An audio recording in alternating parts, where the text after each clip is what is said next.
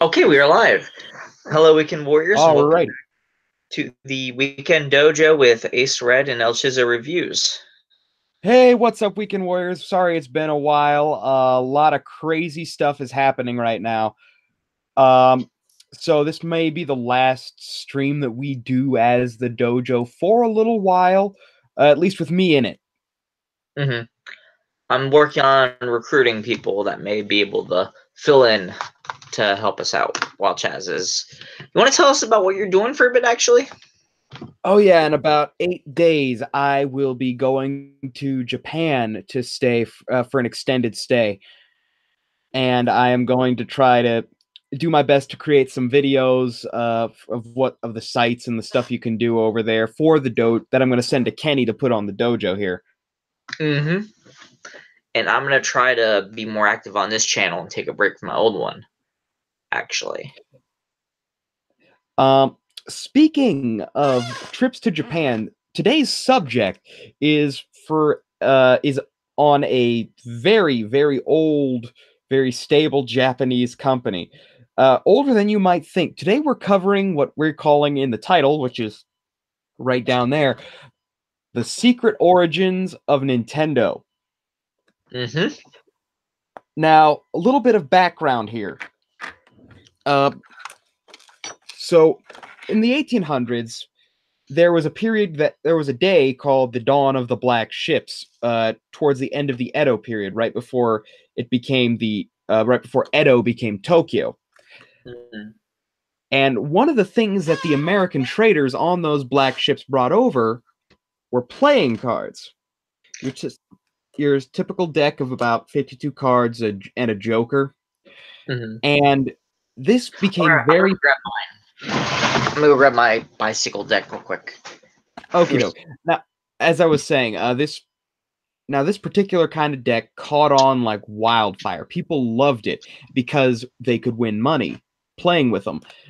And this became sort of a problem to the point where they decided, okay, you know what?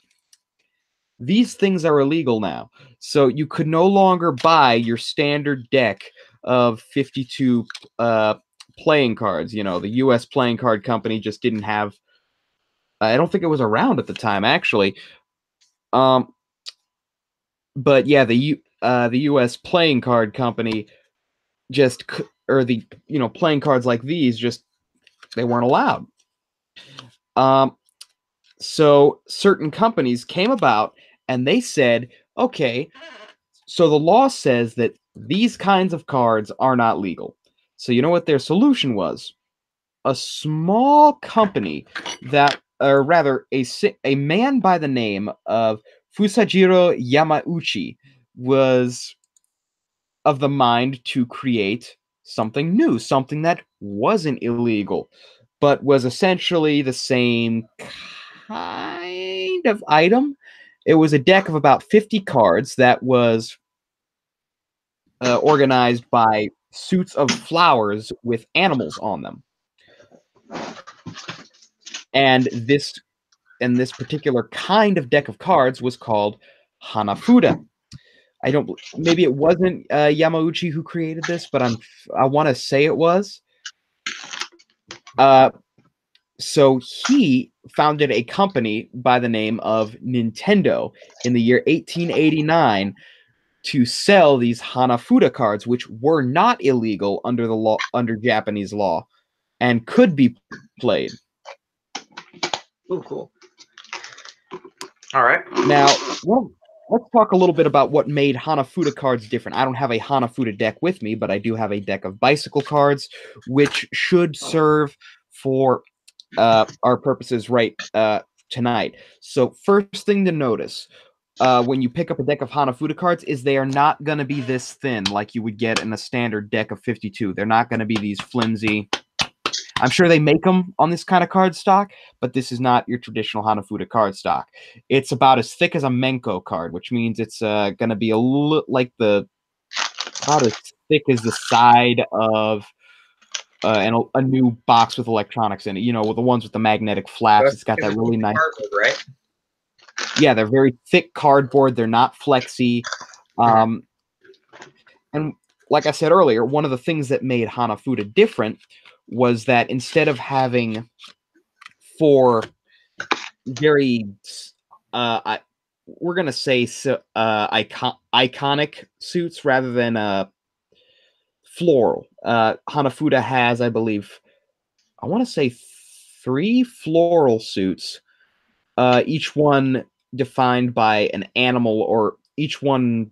If I recall correctly, Hanafuda cards have suits organized by flowers, which all appear in which are or a season. That's right, it's a season, and there are 4 cards to every season, showing you the different stages of that season with different animals in it. And the most popular game that you could play with it is a game called Koi Koi. Ooh, okay. And Koi Koi was a little bit like it was a matching game. You would try to create sets of cards from what you drew in the pile and what was available to you. And I'm going to let you guys look up that game yourself, because it's not the only game you could play with Wait, how do you spell Hanafuda. it? I'm gonna look it up right now.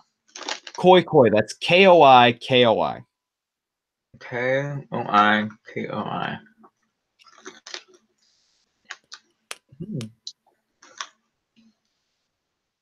Okay, I see it. And who knows, maybe by the time I get back from Japan, I'll have a deck of Hanafuda cards that I can show off. Oh, actually, Nintendo still makes them. Oh yeah, they do still make them. It's one of they make all kinds of stuff, and the Nintendo Hanafuda cards. Nowadays they've got all kinds, but they actually do have a set of Hanafuda cards with Nintendo characters on them. I think that's super fun. Yep, that particular set right there is actually collectible. Okay. But yeah, so Nintendo started way back in the 1800s, which is way before the advent of video technology. Yep. So Nintendo actually used to make essentially tabletop games, toys. Kind of like how Lego started off doing woodcuts. I guess so, yeah. And so Nintendo would make Hanafuda cards. I believe they may have made Menko cards at one point or another. They were originally a printing company. Did Nintendo ever do toys other than cards? Not to my knowledge. If they did, it would have been it would have been around the 1920s with Beigoma Tops. All right, hold on. That's Beigoma. And that's only if they did, because I don't know if they did. Because that's not printing, that's cast iron. Right.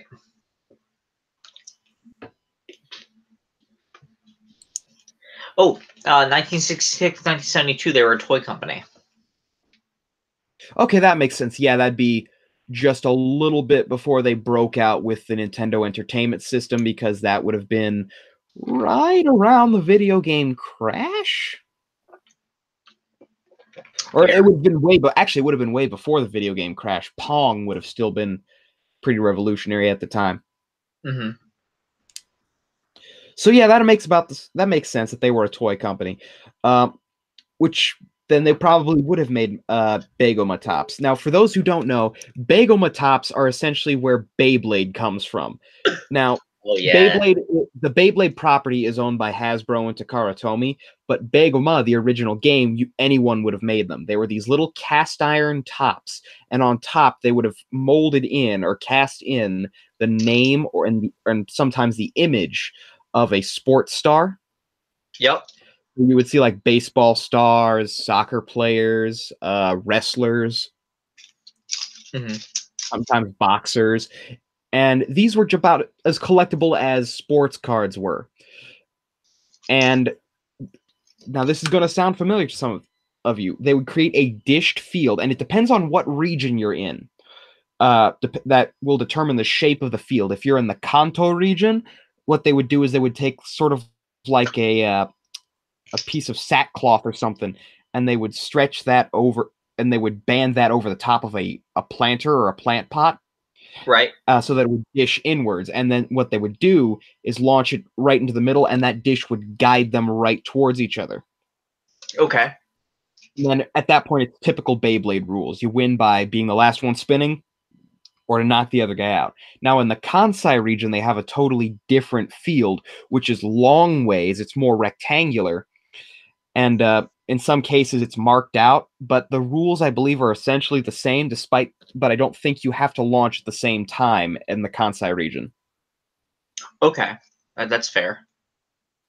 And this is the original form of this game, Begoma, is still popular among the older generation and the younger generation alike. This is something that multiple generations have grown up with. And for those who are interested, but maybe don't want a Begoma that has a top with a Japanese sports star wrestler or baseball player, whatever, on the top, there are in fact Studio Ghibli Begoma. Oh, I remember. I think I've seen a few. And they've got images of characters and names of characters cast into the top of the top. How do you spell Begoma? Beigoma. All right. Beigoma. Although if you were to spell it in Japanese, it would be Begoma. Okay.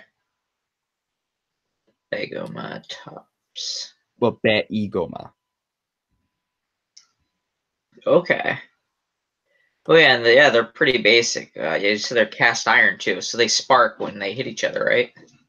Oh yeah, that's another thing. If you get your wrist technique done right and you get your launch right, these things will spin fast enough that when they make contact, they will make dangerous amounts of sparks.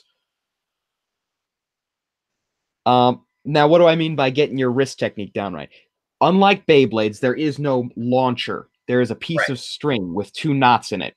And what you do is you wrap it around the bottom once so that the point of the top is in between the 2 knots on the string. Then you wrap it around again and then start going around those 2 knots to form a spiral around the base of the top. Then you loop the last bit of string around your ring and pinky finger of your right hand or your dominant hand. And what you do is you kind of frisbee the top forward until your arm is right over where you want the top to drop. Then let go and yank back on the string, and that pulling of the string causes the top to spin. This is your great-grandfather's Beyblade. That is actually a Kenkagoma with a launcher. Okay. Now, the launcher is probably custom, as Kenkagoma don't actually need a launcher to be launched. Mm-hmm. Quick question: how much do they sell Begomas for? Well, it depends really. If you're getting it right from wherever they're selling it, it might be the equivalent of $5 or $6. Sometimes they can go as high as 10. It really depends, because Begoma are collectible. It really depends on who wants that Begoma. Can you make a Begoma design look like a Beyblade? Can you make a Begoma look like a Beyblade? Did you say? Yeah. Have they done any? Not really. Typically, Begoma are all about the same shape, but they have done things where, like, instead of a sports star's name or a character's name up top, they've done these really pretty enamel, like gel tops with pretty colors. Okay. So there's all kinds, really, and the important thing is that most of the top be really smooth cast iron. I'm looking up and see if it exists. Now, fun fact for those of you who actually watch Beyblade, if you've seen the recent series Beyblade Burst, there is I met a voice actor from it. Okay, so the name of the school that the characters go to is Begoma Academy. Oh, that's cool. I did not. Yeah, I'm gonna start watching it soon. It's all right. It's more grounded in reality than previous Beyblade seasons were. Okay. So they talk about how much, like, it's not like the player is psychically manipulating their top anymore. They do tell you that the movement, they do explain rather solidly that your launch determines how the top moves through the stadium. I kind of got that from the video game I was playing for it on the App Store. Yeah, so it's pretty accurate. I gotta say though, I do miss one feature from the original Beyblade series, What? which was the bit beasts, or the fact that there was a bit that was not necessary to the performance of the top, but kind of contained the spirit of the top. So, say a piece got busted, and with Beyblade Burst, that is possible. Okay, there is transparent plastic; it just doesn't hold. Ah, okay, you've got the. Oh, hello. Hold on, we've got a guest star coming on. Come here. Signed. Oh, nice. Brandon Okay. Whitwicker. He voices what's his name? Shiro. Oh, cool. The blue guy. Vault Aoi. He also signed my launchers. Oh, nice. And you got that's okay, nice standard launcher.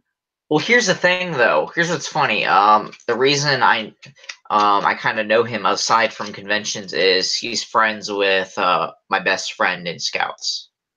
Oh, that's kind of cool. Yeah, he was an Eagle Scout who graduated or who made Eagle in my friend's best friend's troop, who we also hang out with. Secondary troop that I've done stuff with. This is it, right? I was never a scout. Yeah, close. Okay, so it's two finger. Okay. Yeah, but you do it like this, not like that. Okay, I've seen some people do it like this. It's probably like a comedy thing then. For those of you wondering, this is Steely Dana. He has decided that he is going to be part of a stream. Sounds good. He has nothing to contribute. Of a Beyblader myself. Okay, so is that a burst bay? Oh, these are all burst bays. I don't have any other ones. Yeah, I don't have any burst bays yet. I just got out of Metal Fusion. Mm-hmm. I highly recommend burst bays. They're a lot of fun. But that's another theme for another day. Yeah. Well, actually, since we're talking about traditional Japanese toys, let me just bring up my absolute favorite traditional Japanese toys, which is kendama. Okay. Now I'm going to be getting another one when I go there, but my 18th birthday present, I was over in Japan at the time as a student, and my class had gotten me a kendama, a nice old-fashioned wooden kendama for my 18th birthday. Ooh, nice. And since then, I've loved them. It's like a Japanese ball and cut game, but with an added skill element. And it's kind of funny because Westerners have a more dynamic style when playing with kendama versus the way they actually play with it in Japan. Right. Because when you watch like videos from Crom Kendama or something, you see them pull these like a UFO or what they call the around the world and all kinds of crazy stuff. So I would highly recommend looking up Crom Kendama. There's also a guy called Iji the Kendama Samurai, who is trying to adapt some of that Western style into the Japanese kendama culture because he's from Japan. And so he blends the Western style flashiness of Western kendama with hip hop dance. Ooh, that's cool. Yeah, it's wicked cool. I know you showed me the video. Yeah, he's a cool dude. And that's kind of been my focus on the past couple of things was traditional Japanese toys. And there's more than just Bagoma and Kenkagoma tops. There's all kinds of tops. Like if you have ever watched My Neighbor Totoro, he uses a kind of it's probably my favorite Ghibli movie. Okay, so he uses a special kind of top to fly through the air. Now, it doesn't show the right kind of top on screen, but there's a kind of hollow wooden top with a hole cut out of it so that when it spins, it whistles. I vaguely remember that. It was that so top if you remember stopped spinning, right? Yeah, the one that he used to make the wind blow. Yeah. So if you hear,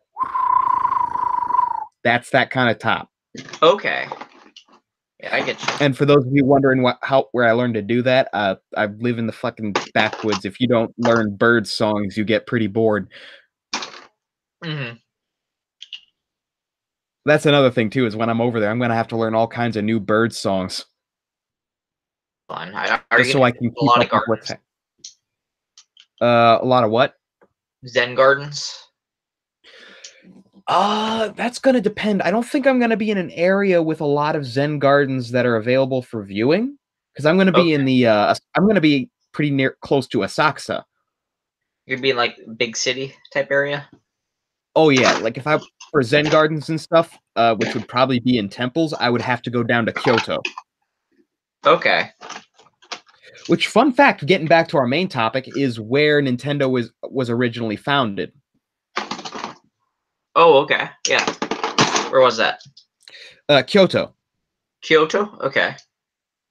Kyoto is famous for having the largest number of temples in all of Japan. Ooh, really? Oh yeah. And they never miss an opportunity to bank on tourism either. There's all kinds of shops and kiosks near the temple areas. But I will be in Asakusa, which is where Sensoji Temple is. And Sensoji Temple has a huge kind of market out in front of it, just behind the Thunder Gate. Okay. So I'll try to get some video there without disrupting too many people. And that's another thing I want to dispel any worries about here. We're not going to mention the name. Like, I'm not going to say it, you're not going to say it, but there was a particular person who made an ass of himself on video in Japan, and we're going to try to not repeat those mistakes. Oh, yeah. Really shouldn't have been mistakes if he had Brain 1 in his head, but, that's a rant for another time. Yeah, I forgot about his existence. Thanks for the reminder. Yeah, I'm sorry about that. No, you're fine. So, yeah, I'm going to be... A lot of this is... I'm going to be going over there mostly to take because this is just a brief trip. I'm going there to see what the job market is like, and as well as just take in the culture and try to integrate into it as well as I can. Okay. Because that's it, when you go to any other country, especially as a tourist, you're going there to experience not just all the pretty sights and the food. When you go on a tour, you should be experiencing local culture and endeavoring to integrate yourself and adopt local norms. Yeah. For example, in Japan, I don't talk loud in public, okay? People in public are typically very reserved. They're focusing on their stuff. They don't want to have to absorb whatever your conversation is going on over there. Mm-hmm. And it's unfortunate, and it's not 100% across the board, but a lot of people in Japan do not like to have conversations struck up out of the blue. Right. So, it's... Why is that exactly? They are very protective of their personal lives, reasonably so. It's one of the reasons typically they don't, when you go and you do streams in Japan, you want to endeavor to get the permission of everyone who's going to be appearing behind you on camera. Right. Because they're very protective of their personal lives and their personal identity. Okay, that's fair. Yeah, it's perfectly fair. So I'm going to do my best to try to shoot around people as much as I can so that I'm not disturbing them. But at the same time, I'll try to get permission for the people I talk to appear on YouTube just because I do want to talk to certain people when I'm over there. Specifically, I want to talk to, if I find one who has the time, I want to talk to some of the monks at Sensoji again, if they have time, because will they be doing video? Will they allow you think they'll let you video them? Oh yes, at Sensoji probably, because it is a large tourist attraction. Okay. So like I Will you said, be able as to add far as getting subtitles? them, Because if I'm going to be editing this, I need to know what they're saying. yeah, I'll work with you on that. It'll probably be pretty simple as far as the conversation goes. Okay. Um, and again, this is if I can find, you know, anyone working at that temple who has the time, because it is a religious place. The monks there are religious, and they are observing a religious lifestyle, which probably has a very tight schedule to it. I bet. So I'm going to try to talk to people if I can. If Are not, these we'll the see. monks who can pretty much make your skin hard that if they drill against them, then it won't do anything? That I think is more Buddhism Okay. and Taoism rather than what Sensoji is more of a Shinto temple, but there is Buddhist influence, I believe. Mhm. Um, Shinto is a friggin' weird religion, by the way. Uh, so they've got a major pantheon of gods, but they've also, in some cases, I have heard that there are as many as 8 million gods in Japan, Dang. and that there are certain like ways a spirit may become a god. Oh, really? Yes, I don't know the semantics about it, and this is going to be one of the things I'm going to be looking into while I'm over there so that I can gain a more rich and full understanding of the culture. Because I Okay. do want to learn. And of course, it's not all going to be about like traditional old school Japanese stuff. I am going to be looking into some of the more modern stuff as well, like arcades and toy shops and stuff like that. If you do get the chance to, I'd like you to just see you go into some antique shops. I'll try. Like I said, I'll have to get permission from the shop owner. Yeah, yeah. Um, because as far as like media is concerned, we are a lot more capable of showing of we've got a few more freedoms when it comes to vlogging and stuff like that. Mhm. Not by law, just by cultural norm. Right.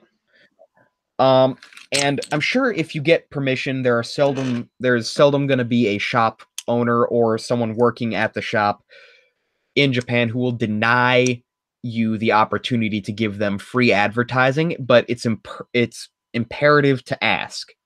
Right. Um, At least like to get you to try to get some food vlogs in at restaurants. I'll try to get some food vlogs in. We'll have to see. And again, just send me the stuff. I'll do all the editing for you. Okie doke. Anyway, that's me yammering on about my trip. It's about 10 o'clock. We're sorry it was a short stream Mm-hmm. this evening, and we're sorry it's going to be a while before I'm back on the stream scene. I will do my best to get footage to send to Kenny so he can put it up here so you guys know what's going on with me. And I will do my best to upload consistently on here. I think what I'm gonna do is upload some of my Hot Wheels stuff on here to get this channel rolling. So it'll be like kind of like a double thing, and I'll link my main channel that they're on also. But just to have some content going out, I'll have some Hot Wheel toy reviews being posted on here. I guess. Oh, you know what you could do Yeah. is like you can do your primary reviews on your main channel, and then you could do like aerodynamics tests for the dojo. So that'll work, yeah. And I'll just link the vice versa link. I'll have all my stunt stuff or car tests with each of the cars I've reviewed on here, and then the main reviews on my channel. That'll work. Alrighty. Well, thank you all so much for joining us this evening, and we will see you later, Weekend Warriors. Stay more phenomenal, everybody.